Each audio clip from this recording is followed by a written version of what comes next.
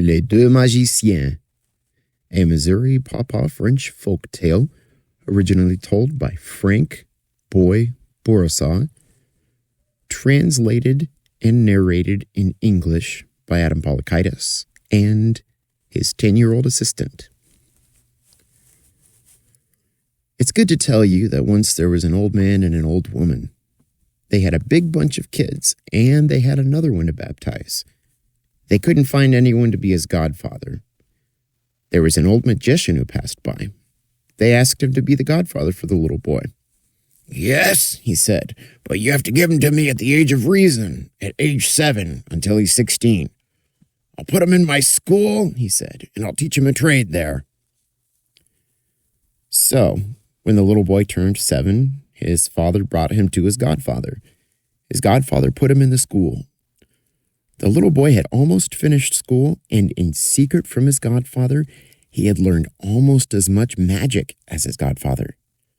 3 months before he released them from school, he let them go see their fathers. Pierre went to see his father. He said, "In 3 months, you will have to come get me. And the day that you come get me, there will be a bunch of us together. We will all be transformed into pigeons," he said. "You'll have to keep whichever boy you pick. It doesn't matter if he's your son or not. You'll have to keep him. But I'll tell you what I'll do. I'll be a weak old pigeon," he said. "And when you start coming to pick out your boys, I'll be lying on my side and I'll start sticking my wing out," he said. "Pick me. That'll be me." The time came for all the boys' parents to go pick up their sons. They were all discussing how it was no good what the old man was doing and how he should have left the boys as humans. That way they would have recognized them. They all started gathering their boys who were still in pigeon form. There were those who had picked boys who weren't theirs at all, but were complete strangers. It came to be Pierre's dad's turn. He went up to the place where the pigeons were and he started looking around. There was a really weak-looking one that was sticking his wing out. "He looks like he won't live too long. If it turns out that he isn't my son, I won't be troubled with him very long." When the old man went and got Pierre, his godfather said, "Hey, Pierre, you'll pay for that," he said. That didn't matter, though. Pierre was in the right place. He was with his father. His godfather was none too happy with him when he left. "Pierre," he said, "you learned something that I never taught you." Pierre told his godfather, "Everything I learned it from you." He went to head out with his father. He asked his father if he had any money. "No, I don't have any money, my boy." "How would you like to make $100 as we go?" "Well, Pierre," he said, "I'd be glad to make $100 for sure." "I'd turn myself into a dog," he said. "And I'll find you all sorts of stuff, like rabbits and squirrels. I'll load you up with all sorts of wild game," he said. "And," he said, "you'll sell me to the first 2 men you meet." He said, "What, Pierre? You can turn into a dog?"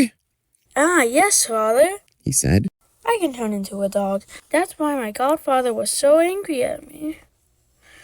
I learned his magic in secret from him." So Pierre turned into a dog. He began running around in the woods, catching rabbits and squirrels. He loaded his father up with so much game that he could hardly carry it. He stopped hunting and was following behind his master. He met 2 men.